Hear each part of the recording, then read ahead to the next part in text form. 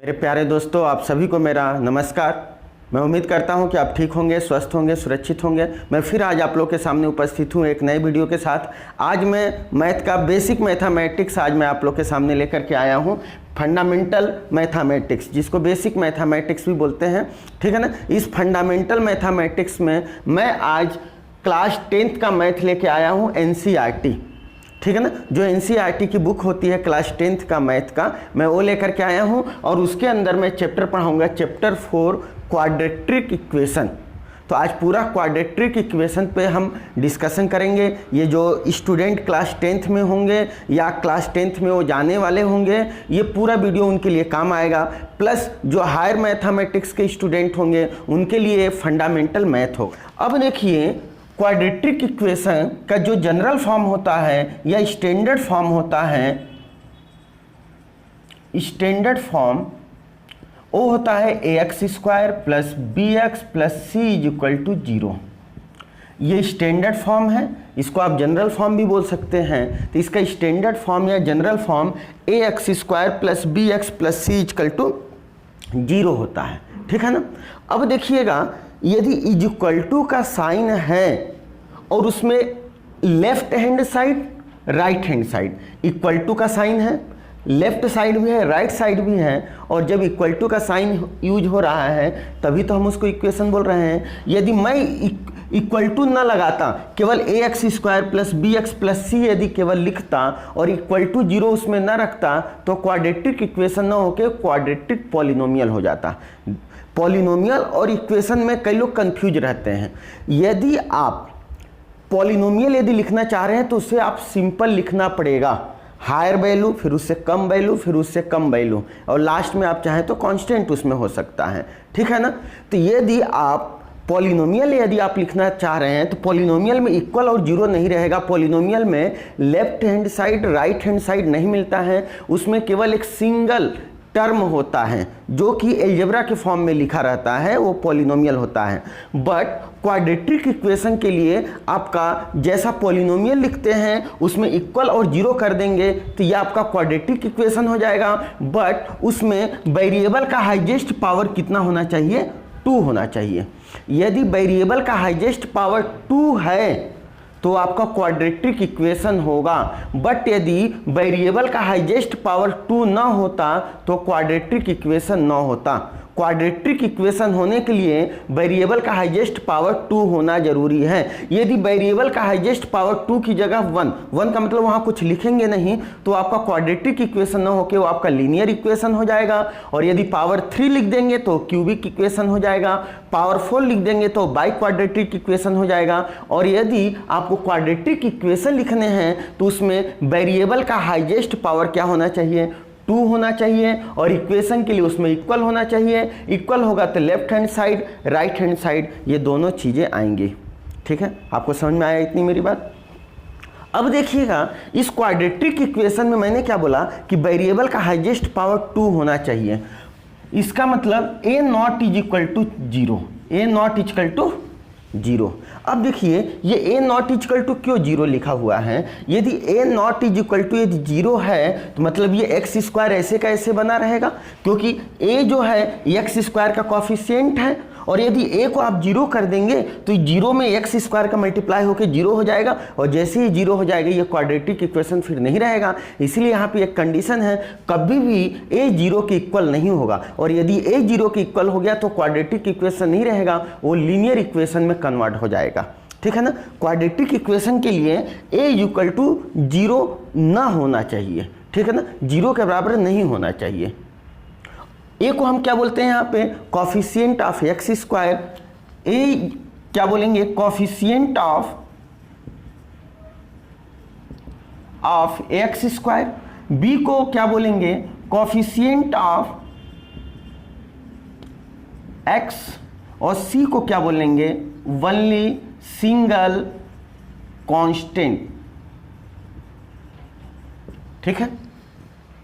Coefficient of x² मतलब यहाँ पे a जो है x² का एक गुणांक होगा, एक फैक्टर होगा, और b जो है x का कॉफिशिएंट होगा मतलब x का फैक्टर होगा, और c अकेला कांस्टेंट होगा। कांस्टेंट का मतलब एक आपका नियतांक हो जाएगा, अब देखिएगा इस क्वाड्रेटिक इक्वेशन को अपने को क्या करना रहता है, सॉल्व करना रहता है। और यदि ये क्वाड्रेटिक इक्वेशन है तो क्वाड्रेटिक इक्वेशन में यदि वेरिएबल का हाईएस्ट पावर 2 है और 2 होगा ही, तो उसमें x के 2 रूट्स आएंगे। x के कितने रूट्स आएंगे, 2 रूट्स, मतलब x की 2 वैल्यू आएगी यदि क्वाड्रेटिक इक्वेशन है तो।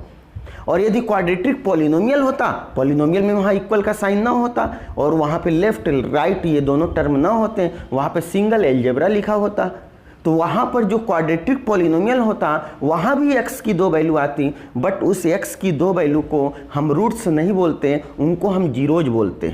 बट ये क्वाड्रेटिक इक्वेशन है तो इसको हम जीरोज नहीं बोलेंगे, यहाँ पे जो x की 2 वैल्यू आएगी उसको रूट्स बोलेंगे। यदि क्वाड्रेटिक इक्वेशन है तो x की 2 वैल्यू आएगी, दोनों वैल्यू को रूट्स बोलेंगे। वही यदि क्वाड्रेटिक इक्वेशन ना होकर के लीनियर इक्वेशन होता तो x की सिंगल वैल्यू आती तो उसको सिंगल रूट बोलते।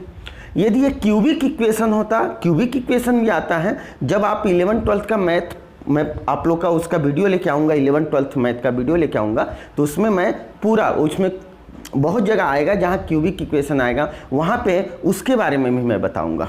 और क्यूबिक इक्वेशन है तो वहाँ पे x की 3 वैल्यू आएगी। यदि बाई क्वाड्रेटिक है मतलब उसमें वेरिएबल का हाईएस्ट पावर 4 है तो उसमें x की 4 वैल्यू आएंगी। जितना हाईएस्ट पावर होगा x की उतनी वैल्यू होंगी। यदि हाईएस्ट पावर 2 है यहाँ पर तो x की केवल 2 वैल्यू आएगी और उन दोनों वैल्यू को हम रूट्स बोलेंगे। ठीक है, अब देखिएगा ये जो वैल्यू आती है उनको सॉल्व कैसे किया जाता है। उसको सॉल्व करने के लिए अलग अलग मेथड हैं। ठीक है, सॉल्व करने के लिए अलग अलग मेथड हैं। तो यहाँ पे मैं मेथड से बताऊंगा, अलग अलग विधियाँ आप लोग को बताऊंगा सॉल्व करने के लिए। फर्स्ट मेथड आपका हो जाएगा यहाँ पर factorisation method, factorisation method. Second यहाँ पर आपका मेथड आएगा कंप्लीटिंग द स्क्वायर,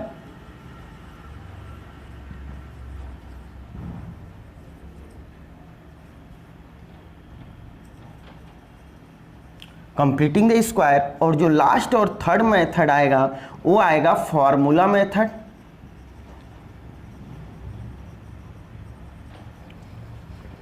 अब देखिएगा जो यहाँ पे फैक्टराइजेशन मेथड है, फैक्टराइजेशन मेथड को हिंदी में जो है गुणनखंड विधि बोलते हैं।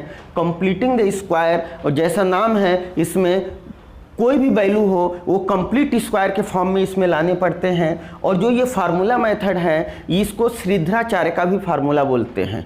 ये फार्मूला मेथड है वो श्रीधराचार्य का भी फार्मूला बोलते हैं। और ये जो फार्मूला आता है वो कंप्लीटिंग द स्क्वायर मेथड से ही वो फार्मूला आता है, वो भी मैं आप लोग को बताऊंगा। Formula method, completing the square method, factorisation method, इन तीनों मेथड से इस क्वाड्रेटिक इक्वेशन को सॉल्व किया जा सकता है और वहाँ पे x के 2 रूट्स लाए जा सकते हैं, मतलब उसको मूल भी बोलते हैं। x के 2 मूल, 2 रूट्स लाए जा सकते हैं। अब यहाँ पे आप देखिएगा जो फैक्टराइजेशन मेथड है, जो कंप्लीटिंग द स्क्वायर मेथड, जो फार्मूला मेथड है, इसमें सबसे इजी फार्मूला मेथड होता है। और फार्मूला मेथड से जो है हम किसी भी क्वेश्चन को सॉल्व कर सकते हैं। बट कभी कभी क्या होता है, जो एग्जाम में क्वेश्चन आते हैं उसमें पूरा प्रॉपर तरीके से उसमें लिखा रहता है, उसमें आइडेंटिफाई किया रहता है कि आपको तीनों में से किस मेथड से करना है। यदि तीनों में से उसमें आपका बताया है कि आपको इसी मेथड से करना है तो आपको उसी मेथड से करना पड़ेगा, आप किसी भी मेथड से नहीं कर सकते। बट यदि क्वेश्चन में आपका नहीं लिखा हुआ है कि किस मेथड से करना है तो आपको जो अच्छा लगे, जो मेथड आपको अच्छा लगे उस मेथड से आप क्वेश्चन को क्या कर सकते हैं, सॉल्व कर सकते हैं। इतनी बात आप लोग को मेरी बात समझ में आई। अब देखिएगा इसमें एक एक करके हम समझेंगे कि ये फैक्टराइजेशन मेथड क्या होता है, कंप्लीटिंग द स्क्वायर मेथड क्या होता है और फार्मूला मेथड क्या होता है। ठीक है, अब यहाँ पे सबसे पहले पहला जो मेथड है फैक्टराइजेशन मेथड, फैक्टराइजेशन मेथड, मैं आप लोग को सबसे पहले फैक्टराइजेशन मेथड बताऊंगा। अब देखिए जो फैक्टराइजेशन मेथड कहता है वो ये कहता है कि मान लेते हैं मेरा कोई क्वाड्रेटिक इक्वेशन है, ये मान लेते हैं कोई हमारा क्वाड्रेटिक इक्वेशन है, स्टैंडर्ड फॉर्म ही हमने लिया है। तो क्वाड्रेटिक इक्वेशन में अभी कितने टर्म देख रहे हैं, फर्स्ट, सेकेंड और थर्ड, 3 टर्म दिख रहे हैं 3 टर्म। फैक्टराइजेशन जो मेथड है फैक्टराइजेशन मेथड के अंदर मैं क्वाड्रेटिक इक्वेशन लिखा हूँ, उसका ये स्टैंडर्ड फॉर्म है। इसके अंदर 3 टर्म दिख रहे हैं आप लोग को। जब ये 3 टर्म दिख रहे हैं तो यहाँ पे जो फैक्टराइजेशन मेथड कहता है वो बोलता है कि 3 टर्म को आपको 4 टर्म में बदलने हैं। 3 टर्म को क्या बदलने हैं? 4 टर्म बदलने हैं, और 4 टर्म बदल के आपको 2-2 का पेयर लेना है। क्या मैं बताया कि जो फैक्टराइजेशन मेथड कहता है बोलता है इन 3 टर्म को 4 टर्म में बदलिए। अब देखिए इन 3 टर्म को 4 टर्म में बदलने के लिए हम क्या करते हैं, जो ये मिडिल टर्म होता है मिडिल टर्म को हम ब्रेक करते हैं। मिडिल टर्म को क्या करते हैं? ब्रेक करते हैं। मिडिल टर्म को हम ब्रेक करके ये फर्स्ट है, ये सेकेंड है, ये थर्ड है। 3 टर्म है, फर्स्ट सेकेंड थर्ड। इसमें क्या कहता है कि जो मिडिल टर्म है, जो सेकेंड वाला टर्म है, इसको 2 और टर्म में क्या कीजिए? ब्रेक कीजिए। इसको ब्रेक करना है। इसको क्या करना है? ब्रेक करना है, उसको तोड़ना है। मिडिल टर्म को 2 अलग अलग टर्म में ब्रेक कीजिए, और ब्रेक आप ऐसे कीजिए कि दोनों को सम या सब्ट्रैक्ट, प्लस या माइनस करने पर अगेन वही वैल्यू आए। अगेन का मतलब ये जो प्लस का साइन है वो भी उसके साथ कंसीडर करना है। मतलब इसको आपने 2 अलग अलग टर्म में आपने ब्रेक कर दिया है, तो दोनों को प्लस या माइनस, सब्ट्रैक्ट या ऐड करने पर अगेन वापस वही वैल्यू आ जानी चाहिए इन दोनों वैल्यू को। बट इन दोनों का जो प्रोडक्ट है, इसको जो ब्रेक करके 2 अलग अलग वैल्यू में लाए हैं, ठीक है ना, इन दोनों को प्लस या माइनस, सब्ट्रैक्ट या फिर ऐड करने पर अगेन वही वैल्यू आना चाहिए। बट इन दोनों का यदि प्रोडक्ट कर रहे हैं, इन दोनों का यदि प्रोडक्ट कर रहे हैं, तो इनका जो प्रोडक्ट है वो किसके इक्वल होना चाहिए? जो फर्स्ट है और जो सेकेंड है, जो थर्ड है, इनके प्रोडक्ट के इक्वल आना चाहिए। क्या मैं बोल रहा हूं? अगेन इसको रिपीट कर दे रहा हूं। ये आपका क्वाड्रेटिक इक्वेशन है। क्वाड्रेटिक इक्वेशन किस पर अप्लाई कर रहे हैं? फैक्टराइजेशन मेथड उस पर अप्लाई किया जा रहा है। तो मैंने क्या बताया कि इसका जो मिडिल टर्म है, इसको 2 टर्म में ब्रेक करने हैं, और ब्रेक करने पर वापस प्लस माइनस करने पर वही आ जाए, और उन दोनों का मल्टीप्लाई करने पर, क्या करने पर? प्रोडक्ट करने पर फर्स्ट और थर्ड के प्रोडक्ट के इक्वल आना चाहिए। फर्स्ट और जो फर्स्ट टर्म है और जो थर्ड टर्म है, इन दोनों का प्रोडक्ट, इसको जो ब्रेक किए हैं, इन दोनों के प्रोडक्ट के क्या आना चाहिए? इक्वल आना चाहिए। यदि ऐसा नहीं हो रहा है तो समझिए कि आप गलत कर रहे हैं। तो इन दोनों का प्रोडक्ट इन दोनों के प्रोडक्ट के इक्वल आना चाहिए। यदि इन दोनों का प्रोडक्ट इन दोनों के प्रोडक्ट के इक्वल आ रहा है तो सही है, और यदि इक्वल नहीं आएगा तो ये समझिएगा कि ये गलत है। अब देखिएगा यहाँ पे एग्जाम्पल में हम एक क्वेश्चन लेकर के चलते हैं। एक एग्जाम्पल के तौर पे एक हम लेके चलते हैं एक क्वाड्रेटिक इक्वेशन, उसको हम कर करके बताते हैं कि उसको हम कैसे करेंगे। मान लेते हैं यहाँ पे हमने लिख लिया 2x² प्लस 5x प्लस 3 = 0। हमने यहाँ पर एक एग्जाम्पल के तौर पर एक हमने क्वाड्रेटिक इक्वेशन लिया 2x² प्लस 5x प्लस 3 = 0। अब देखिएगा इसमें 3 टर्म हो गए, फर्स्ट, सेकेंड एंड थर्ड। तो सबसे पहले ये देख लेते हैं फर्स्ट और लास्ट का मल्टीप्लाई क्या आ रहा है, क्योंकि फर्स्ट और लास्ट का मल्टीप्लाई इन दोनों को ब्रेक करने पर उसके मल्टीप्लाई के बराबर आना चाहिए। तो फर्स्ट और लास्ट का मल्टीप्लाई करेंगे, 2x² में 3 का मल्टीप्लाई करेंगे तो यह आ जाएगा आपका 6x²। क्या आ जाएगा? 6x²। 2x² में 3 का मल्टीप्लाई किए तो ये 6x² आया। मतलब इसको जब हम ब्रेक करेंगे तो दोनों जो वैल्यू ब्रेक होगा उन दोनों का मल्टीप्लाई भी क्या आना चाहिए? 6x² आना चाहिए। तो ये 2x² प्लस, यदि मैं इसको 3x प्लस 2x लिख दूं, देखिए इसको हमने ब्रेक करके 3x प्लस 2x लिख दिया। अब देखिए 3x प्लस 2x प्लस का 5x हो जाएगा, मतलब इन दोनों का प्लस और माइनस जो भी हम कर रहे हैं, यहाँ तो प्लस किया जा रहा है, इन दोनों को ऐड करने पर ये प्लस का 5x आ गया। अब इन दोनों का मल्टीप्लाई करेंगे, 3 2 जा क्या आ गया 6 हो गया, और x में x का मल्टीप्लाई करेंगे तो x स्क्वायर हो गया। मतलब जो फर्स्ट और लास्ट का, मतलब फर्स्ट और थर्ड का जो मल्टीप्लाई है वो 6x स्क्वायर है, और जो इन दोनों वैल्यू का जो इसको ब्रेक किए हैं इन दोनों का जो मल्टीप्लाई है वो भी 6x स्क्वायर है। मतलब ये हमने सही किया है। ठीक है, अब ये जैसे हमने ऐसा किया, ये कितने बन गए, ये 4 बन गए, फर्स्ट सेकेंड थर्ड फोर्थ ये 4 टर्म बन गए। और फैक्टराइजेशन मेथड में और क्वाड्रेटिक इक्वेशन है तो उसमें 3 टर्म को 4 टर्म में बदलना पड़ेगा। और जैसे ही 4 टर्म में बदल गए, इसमें हम 2 का पेयर बनाएंगे, 2 का जोड़ा बनाएंगे। अब पेयर बनाएंगे तो 2x स्क्वायर प्लस 3x का एक पेयर बन गया, और यहाँ प्लस है तो प्लस, और एक 2x प्लस 3 का पेयर बन गया। किसका किसका यहाँ पे पेयर बन गया, एक बन गया 2x स्क्वायर प्लस 3x, और एक बन गया आपका 2x प्लस 3 का पेयर बन गया। अब पेयर बन गया तो इसमें हम देखेंगे कॉमन क्या हो रहा है। तो इसमें देखिए यहाँ 3 है तो यहाँ 2 है, मतलब 2 3 में से कुछ कॉमन नहीं होगा, बट दोनों जगह x दिख रहा है, यहाँ पे स्क्वायर दिख रहा है तो यहाँ से कॉमन हो सकता है। तो यहाँ से x कॉमन लेंगे तो 2x बचेगा, यहाँ से x कॉमन लेंगे तो 3 बचेगा। अब देखिएगा यहाँ पर x है तो यहाँ x नहीं है, मतलब यहाँ से कुछ कॉमन नहीं होगा, और जहाँ पे कुछ कॉमन नहीं होगा वहाँ पे आप चाहे तो बाहर 1 लिख सकते हैं। ये 2x plus 3 as it is हो गया, सेम उसी तरीके का हो गया। और यदि आप फैक्टराइजेशन सही तरीके से कर रहे हैं तो ये दोनों वैल्यू आपकी सेम आएगी। यदि आप फैक्टराइजेशन गलत करेंगे तो कहीं ना कहीं जा करके ये दोनों वैल्यू सेम नहीं आएंगी, और ये दोनों वैल्यू सेम नहीं आएंगी तो समझिए कि आपने गलत किया है। और सही करने के लिए दोनों वैल्यू आपकी सेम दिखनी चाहिए, और यदि दोनों वैल्यू आपकी सेम देखेगी तो ये माना जा सकता है कि आपने सही किया है। ठीक है, अब देखिएगा यहाँ से 2x प्लस 3 यहाँ से हमने कॉमन लिया तो यहाँ पे क्या बचेगा, x बचेगा।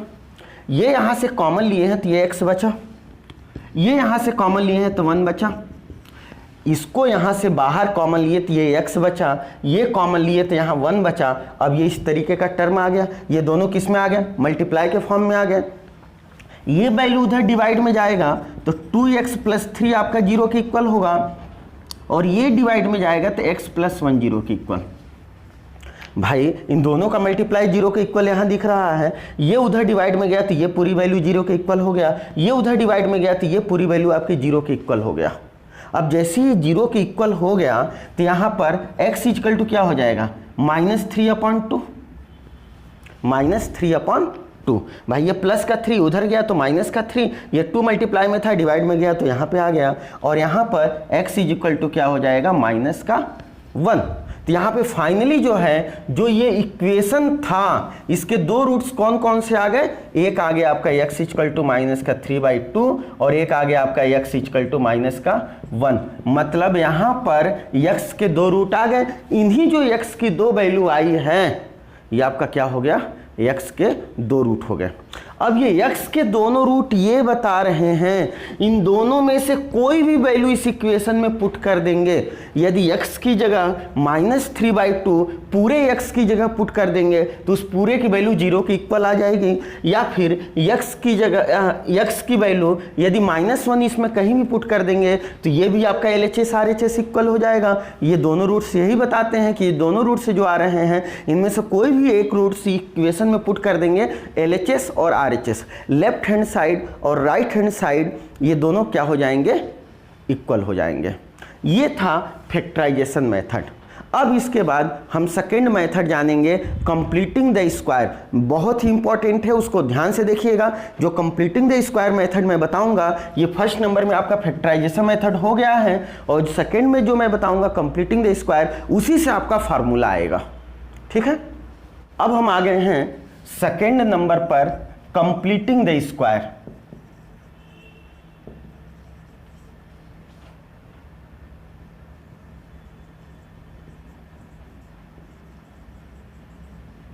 कंप्लीटिंग द स्क्वायर, इस मेथड से भी क्वाड्रेटिक इक्वेशन को सॉल्व किया जा सकता है, कंप्लीटिंग द स्क्वायर मेथड से। अब देखिएगा इस कंप्लीटिंग द स्क्वायर में मैं यहां पे स्टैंडर्ड फॉर्म लेके चल रहा हूं।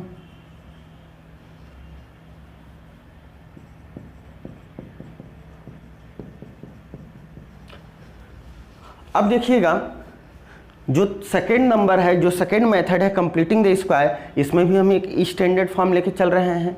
अब देखिए इसका जो प्रोसेस होता है, इसका जो कंप्लीटिंग द स्क्वायर मेथड है, इसका सबसे अधिक जो यूज होता है वो कैलकुलस में होता है जब हम 12th का मैथ पढ़ते हैं। तो जब मैं उसका वीडियो लेके आऊँगा क्लास 12th का हायर मैथमेटिक्स, या हमारा फंडामेंटल मैथमेटिक्स मतलब बेसिक मैथमेटिक्स चल रहा है, जब मैं 12th का मैथ लेके आऊँगा वहाँ पे इसका एक्चुअल में यूज पता चलेगा कि कैसे वहाँ पे यूज कर रहे हैं। बट यहाँ पर जो है, यहाँ पर भी उसका यूज करेंगे क्लास 10th का जो मैथ चल रहा है। अब यहाँ पे देखिएगा इसका जो पहला स्टेप बाय स्टेप इसका बता रहा हूँ। इसका जो पहला स्टेप कहता है कि सबसे पहले एक्स स्क्वायर का जो कोफिशिएंट है, एक्स स्क्वायर का जो फैक्टर है उसको हटाइए। तो जो ये एक्स स्क्वायर का फैक्टर क्या है, ए है। इसका मतलब जब आप कोई क्वेश्चन सॉल्व करेंगे वहाँ पे यदि एक्स स्क्वायर के साथ में यदि कोई कांस्टेंट रहेगा, कोई नियतांक रहेगा, तो उसको भी आपको वहाँ हटाना पड़ेगा।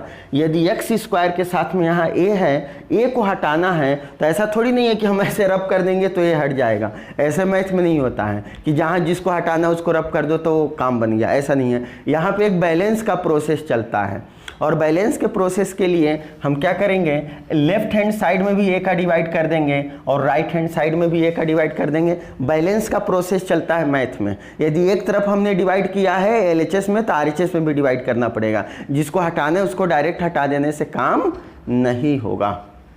अब देखिएगा जैसे ही ए का डिवाइड किए तो इतना अपॉन इतना करेंगे तो यहाँ पे एक्स स्क्वायर बचेगा, इतना अपॉन इतना करेंगे तो यहाँ पे बी अपॉन ए एक्स बचेगा, और इतना अपॉन इतना करेंगे ये सी अपॉन ए, और जीरो में ए का डिवाइड करेंगे जीरो। जीरो में भाई किसी वैल्यू का डिवाइड करते हैं तो उसकी वैल्यू जीरो आती है। ये देखिए पहला स्टेप कंप्लीट हो गया, नाम है कंप्लीटिंग द स्क्वायर। तब ये देखिएगा अब हम देखेंगे कि भाई ए हट गया, अब एक्स स्क्वायर के बाद साइन कौन सा है, प्लस का है। और यदि प्लस का साइन है तो जो प्लस वाला फार्मूला होता है a प्लस बी का whole square, a square plus 2ab plus b square. ये आइडेंटिटीज है, ये एक आइडेंटिटी है अलजेब्रा का। बहुत सारी ये सब ने नाम सुना होगा। a प्लस एक ये भी होता है a माइनस बी का whole square, a square minus 2ab plus b square. आप कंप्लीटिंग द स्क्वायर से कोई भी क्वेश्चन करेंगे तो इन्हीं दोनों आइडेंटिटी की ज़रूरत पड़ेगी, इन्हीं दोनों आइडेंटिटीज की ज़रूरत पड़ेगी। इन्हीं दोनों आइडेंटिटीज का यूज करके हम क्वेश्चन को सॉल्व करेंगे। इसका मतलब यहाँ पे इसके बाद प्लस है और यहाँ पे इसके बाद प्लस है, मतलब जब यदि प्लस का साइन रहेगा एक्स स्क्वायर के बाद तो हम इस आइडेंटिटीज का यूज करेंगे, और यदि प्लस के बाद यदि यहाँ माइनस का साइन रहेगा तो हम इस आइडेंटिटी, इस सर्वसम्मिका का यूज करेंगे। यदि एक्स स्क्वायर के बाद प्लस का साइन है तो हम ये कंप्लीट स्क्वायर बनाएंगे, यदि एक्स स्क्वायर के बाद माइनस का साइन होता तो हम ये कंप्लीट स्क्वायर बनाते। अब देखिएगा कंप्लीट स्क्वायर बनाने के लिए अब आगे क्या करना पड़ेगा। हमारा एक काम हो चुका है, ये इससे मिलता जुलता आ गया। अब ये बताइए ये ए स्क्वायर के बाद क्या है, यहाँ पे 2 है, और यहाँ पे एक्स स्क्वायर के बाद क्या है, यहाँ प्लस है, यहाँ पे 2 नहीं है। तो अब यहाँ पे क्या करेंगे, जो सेकेंड स्टेप में ये पहला स्टेप था, ये दूसरा स्टेप है। ये पहला स्टेप था और यहाँ पे सेकेंड स्टेप आपका स्टार्ट हो गया है। एक्स स्क्वायर के बाद प्लस है, अब यहाँ पे ए स्क्वायर के बाद प्लस है, उसके बाद 2 है, मतलब यहाँ पे अपने को 2 चाहिए तो हम यहाँ पे 2 लिख दिए। और 2 ऐसे लिख देंगे तो फिर से मैथ गलत हो जाएगा, क्योंकि मैथ का मतलब उसको बैलेंस का प्रोसेस चलता है। यदि 2 का मल्टीप्लाई कर रहे हैं तो 2 का भी क्या करना पड़ेगा, डिवाइड करना पड़ेगा। यदि 2 का मल्टीप्लाई हो रहा है पूरी वैल्यू के साथ तो 2 का क्या होगा, डिवाइड होगा। यदि आप ऐसा करेंगे तो ये आपका बैलेंस हो गया। ये plus C upon A is equal to 0, X square plus, अब इसको जैसा ये है उस हिसाब से इसको थोड़ा हम सेटअप कर लेंगे। सेटअप कर लेंगे तो प्लस के बाद क्या है 2, ये 2 हो गया। उसके बाद ए है, ए की वैल्यू यहाँ पे क्या थी, एक्स थी, तो यहाँ पे क्या हो जाएगा, एक्स हो गया। अब बचा क्या, B upon 2a, B upon 2a यहाँ पे बचा। जब बी अपॉन 2a यहाँ पर बचा तो यहाँ पर अब आगे क्या लिखेंगे, सी अपॉन ए इक्वल टू 0। ये देखिए यहाँ पे हमने इसको थोड़ा सेटअप कर लिया, यहाँ पे सेट कर लिए हैं। अब यहाँ पर हमारा दो चीज़ें हो गया, ए स्क्वायर की जगह आपका एक्स स्क्वायर, ये प्लस भी हो गया। अब आपका यहाँ पे 2ab है तो 2ab हो गया। अब अगले नंबर पे क्या चाहिए भाई, जो लास्ट में है वो बी स्क्वायर चाहिए, और यहाँ पे बी स्क्वायर कहीं दिख ही नहीं रहा है। तो हमारा जो थर्ड स्टेप आपका क्या करेंगे, X square plus 2 into X into B upon 2a plus B upon 2a का whole square minus B upon 2a का whole square plus C upon ए।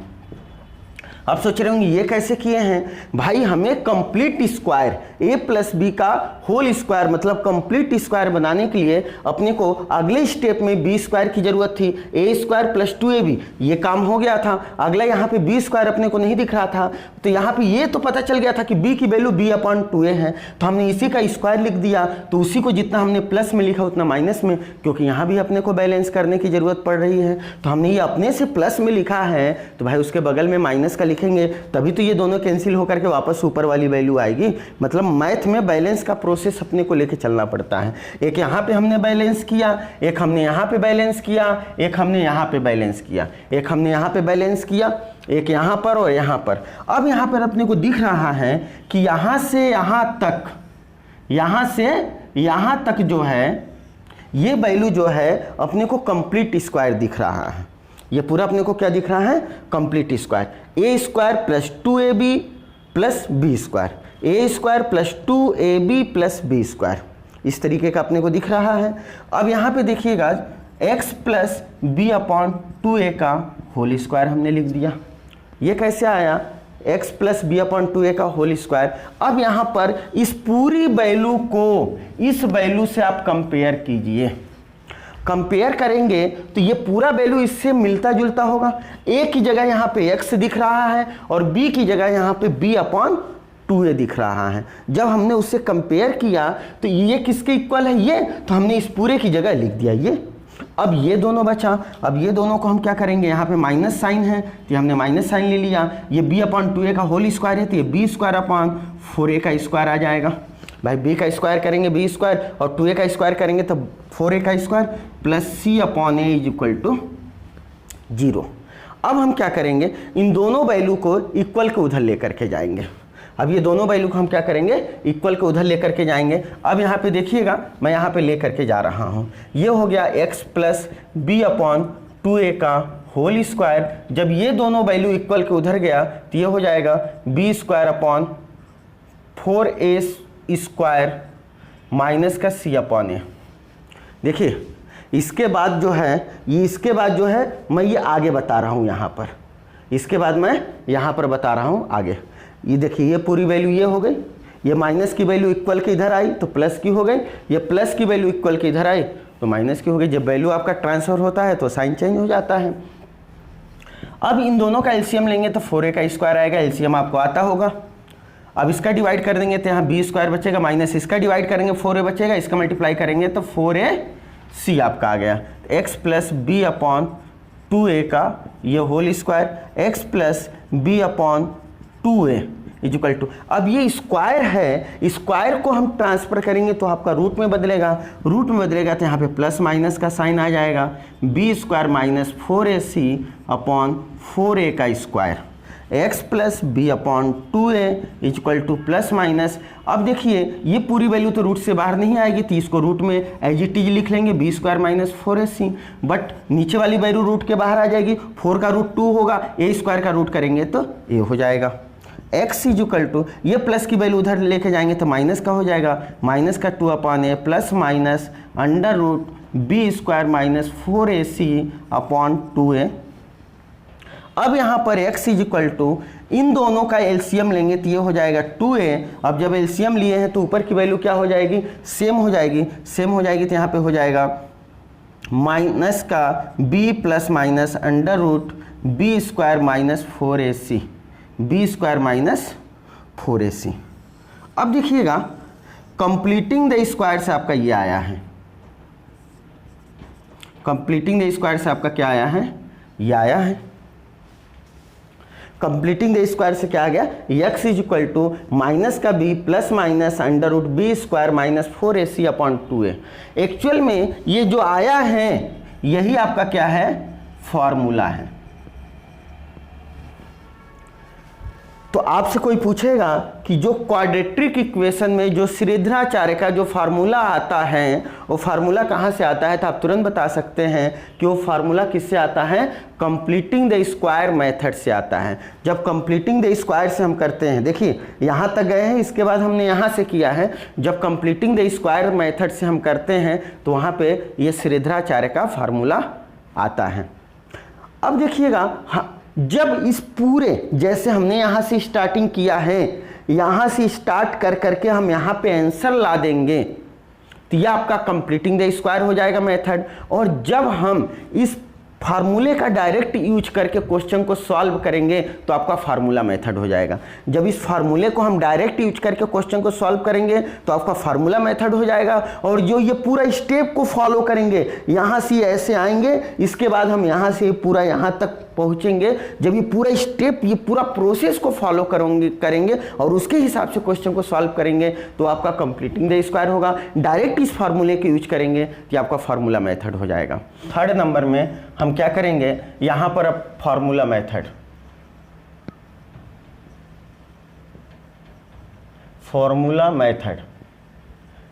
मेथड का यूज करेंगे तो स्टैंडर्ड फॉर्म क्या है, ax square plus b x plus c is equal to 0। भाई जैसा ये लिखा हुआ है इस टाइप का कोई अपने को क्वेश्चन दिखाई देगा जहाँ पे x की कोई वैल्यू, b की वैल्यू, c की वैल्यू दिखाई देगी।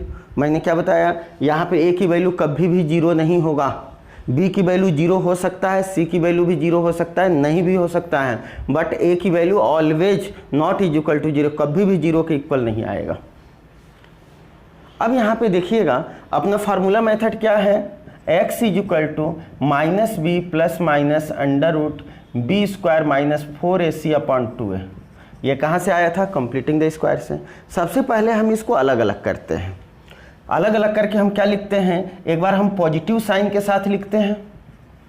पॉजिटिव साइन के साथ लिखेंगे तो x इक्वल टू, समझिए कि हम अल्फा लिखेंगे, minus b plus under root b square minus 4ac upon 2a। और एक हम निगेटिव साइन के साथ लिखेंगे, तो निगेटिव साइन के साथ लिखेंगे तो आपका क्या लिखेंगे यहाँ पे, beta is equal to minus b minus under root b square minus 4ac upon 2a। अब ये देखिएगा, ये दो हमने लिखा, मतलब यहाँ पे x के दो रूट्स कैसे आएंगे, एक बार जब ये हम फार्मूला मेथड यूज करेंगे तो x के दो रूट कैसे आएंगे, एक बार हम पॉजिटिव साइन लेके चलेंगे, पॉजिटिव साइन का मतलब हम ये प्लस साइन का यूज करेंगे, उसको हम अल्फा बोल सकते हैं। जब निगेटिव साइन लेके चलेंगे तो यहाँ पे निगेटिव साइन का यूज करेंगे, उसको हम बीटा भी बोल सकते हैं। मतलब यहाँ पे अल्फा बीटा क्या हो गए, 2 रूट्स हो गए, अल्फा एंड बीटा क्या हो गए, 2 रूट्स हो गए, are 2 roots, alpha and beta are 2 roots, यहाँ पे 2 रूट हो गए अल्फा और बीटा। ये आपका फार्मूला मेथड। मतलब यहाँ पे हम b की वैल्यू पुट करेंगे, जो यहाँ पे b की वैल्यू दिया रहेगा क्वेश्चन में, यहाँ पे हम c का यूज करेंगे जो c का दिया रहेगा यहाँ पे। मतलब जैसा क्वेश्चन में a b c की वैल्यू दिया रहेगा उसको एज इट इज उसको हम कहाँ पुट कर देंगे, यहाँ पे पुट कर देंगे तो आपका x की 2 वैल्यू आ जाएगी। x की जो एक वैल्यू आएगी अल्फा, x की जो दूसरी वैल्यू आएगी वो बीटा। मतलब अल्फा और बीटा यहाँ पे 2 रूट से बोल सकें। हम कैसे भी फैक्टराइजेशन से भी करें तो वहाँ भी x की जो 2 वैल्यू आएगी उसको अल्फा और बीटा बोला जा सकता है। कंप्लीटिंग द स्क्वायर से भी हम जो x की 2 वैल्यू लेके आएंगे उसको भी अल्फा एंड बीटा बोला जा सकता है। अब यहाँ पे देखिएगा nature of roots, very very important, बहुत ही इंपॉर्टेंट चीज़ है नेचर ऑफ रूट्स। अब मैं उसके बारे में बताऊंगा, नेचर ऑफ रूट्स। ये तीनों मेथड मैं बता चुका हूँ, नेचर ऑफ रूट्स बताऊंगा। इसके बाद जो इसका नेक्स्ट वीडियो लेके आऊँगा वो न्यूमेरिकल प्रॉब्लम का लेके आऊँगा। जो इम्पॉर्टेंट क्वेश्चन हैं उसके न्यूमेरिकल प्रॉब्लम नेक्स्ट वीडियो में लेके आएंगे। जब भी इस fundamental math class 10th quadratic equation का जो नेक्स्ट वीडियो लेकर के आएंगे वो इसी का न्यूमेरिकल प्रॉब्लम का लेके आएंगे। और जो क्वेश्चन लेके आएंगे उसको हम तीनों मेथड से बताएंगे, उसको फैक्टराइजेशन से भी बताएंगे, कंप्लीटिंग द स्क्वायर से भी बताएंगे, फार्मूला मेथड से भी बताएंगे। बट उससे पहले जो मैं आज एक तीनों मेथड के बारे में मैंने बता दिया, जो 4th नंबर में मैं बताने जा रहा हूँ वो कोई मेथड नहीं है, वो नेचर ऑफ रूट्स है। Nature of roots, nature of roots का मतलब क्या, जो x की जो 2 वैल्यू आ रही हैं उनके नेचर किस टाइप के हो सकते हैं। तो जब हम नेचर ऑफ रूट्स बोलते हैं तो उसमें सबसे पहले हम जानते हैं कि एक, ये आपको पता है कि ये बी स्क्वायर माइनस 4ac, ये कहीं आपने देखा होगा, ये कहाँ पे था, यहाँ पे जब x equal to minus b plus minus under root b square minus 4ac upon 2a, जब मैंने ये लिखा था, क्या लिखा था, x equal to minus b plus minus under root b square minus 4ac upon 2a, ये फार्मूला था। अब इस फार्मूले के अंदर जो रूट में दिख रहा है बी स्क्वायर माइनस 4ac, इसको हम d बोलते हैं, और d क्या है आपका, discriminant.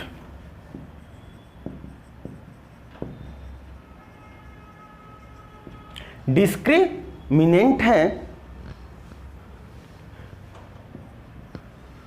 B square minus 4ac को क्या बोलते हैं, डी, डिस्क्रिमिनेंट। इसको हिंदी में विविक्त कर भी बोलते हैं, विविक्त कर।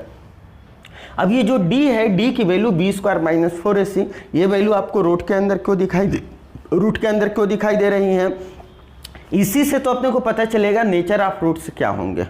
ठीक है, अब यहाँ पे देखिएगा, यदि d की वैल्यू दो कंडीशन में, या तो 0 के इक्वल, या तो 0 से ज़्यादा होगा, या तो क्या होगा, 0 से बड़ा होगा, d की वैल्यू या तो 0 के इक्वल होगा, या तो d की वैल्यू क्या होगा, 0 से कम होगा। देखिए, जो नेचर ऑफ रूट्स हैं वो 3 आते हैं। पहला आपका आ गया, ये दूसरा आ गया, ये तीसरा आ गया।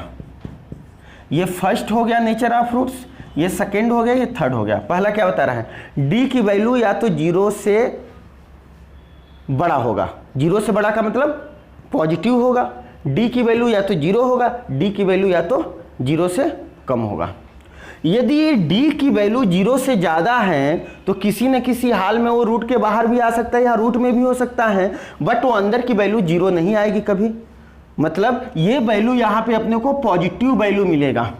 यदि पॉजिटिव वैल्यू मिला तो इसमें जो इसके जो रूट्स होंगे, इसका जो नेचर होगा, यहाँ पे इसका जो नेचर होगा, यदि d की वैल्यू 0 से ज़्यादा है तो उसका नेचर जो होगा, इसको बोल सकते हैं डिस्टेंट